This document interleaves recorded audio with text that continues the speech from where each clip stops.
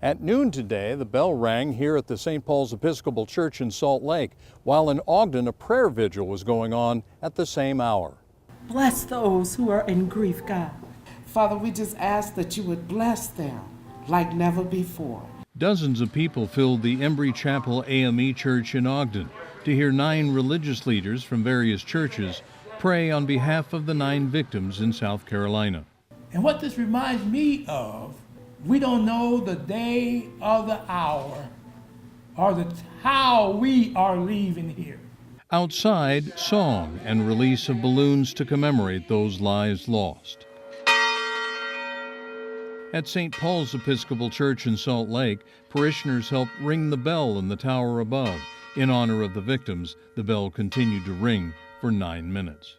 It calls people to prayer and it calls people to pay attention. That's something that's happened, and the bells have always done that. The Right Reverend Scott Hayashi asked all of the churches in the Episcopal Diocese, which include Utah and northern Arizona, to sound the bells precisely at noon, as hundreds of other churches did across the nation today.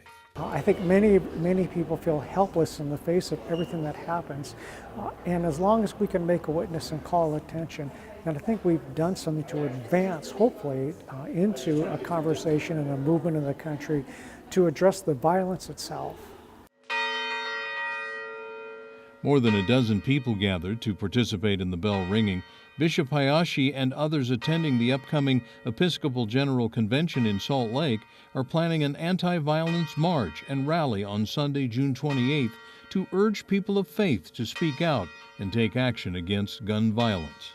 Because we believe we need to call for a national conversation to take place in order that we can hopefully reduce the level of violence. Far too often we say, okay, this happened, let's move on. But we need to say, okay, this happened, why did this happen? What was it that happened? And how can we as people be there in that moment to make sure that the next moment doesn't look the exact same? Somber gatherings today, but through the tears, those at these events said it does help the healing begin. Keith McCord, KSL 5 News, Salt Lake City.